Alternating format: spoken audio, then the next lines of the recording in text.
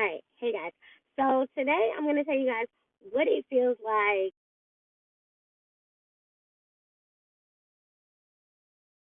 Don't really know what being a friend is. Some people think that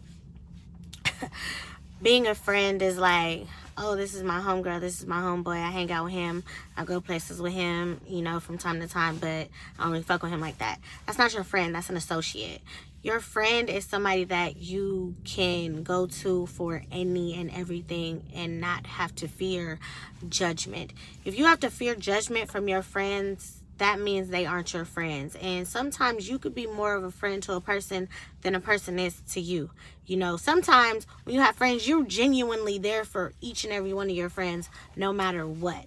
That's just the type of person that you are. You're just naturally a lover, a carer, a giver. So you treat all of your friends the same. You don't treat them all as if they're different from the other. Of course, you're always going to have your best friends. Your best friends are the top, because those are your best friends. Those are the ones that you can go to without no judgment. You can tell them everything. But sometimes you don't even tell your best friends everything, because you guys are in different places in your lives and your careers, and it's like, your best friends are going to tell you the truth. Your best friends are going to be like, no, you're stupid, you shouldn't do that.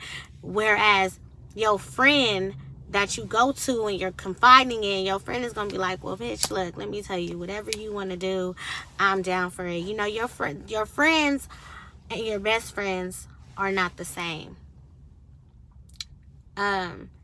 Your best friends are at the top.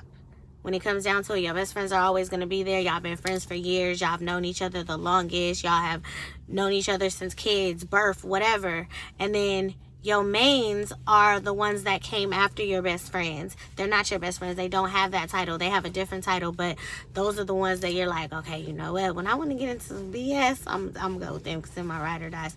And then you have your associates. Your associates are the ones that, like I said, you hang out with them every blue moon.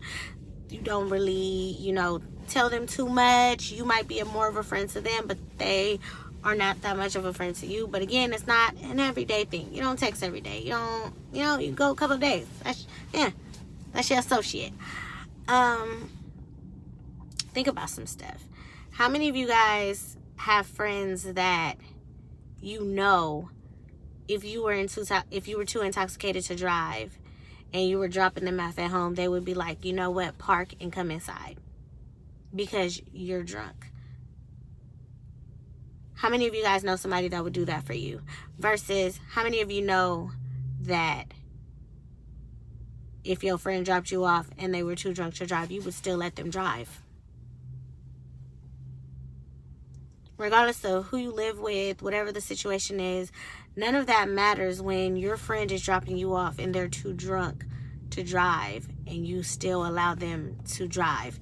Because at the end of the day, if something happens to them, you'll never forgive yourself for not saying, oh my God, you were so drunk. You should just come inside and get some sleep. How many of you guys know somebody that would get up at 2 o'clock, 3 o'clock in the morning because you called them and told them that you were stranded or your car broke down? And how many of you know somebody that would tell you, oh, if you ever need me, call me, I'm going to be there for you. But then when you call them, they're not there for you. I'm not saying anyone is obligated to answer their phone at 2 o'clock in the morning, but I'm saying someone who knows that they're up and looks at the phone like, it's 2 o'clock in the morning, I'm not answering that. Now knowing that your friend is stranded on the side of the road. So sometimes you have to know the difference between friends, best friends, and associates, because the people that would get up at 2 o'clock in the morning to come help you, and you know that they would come help you,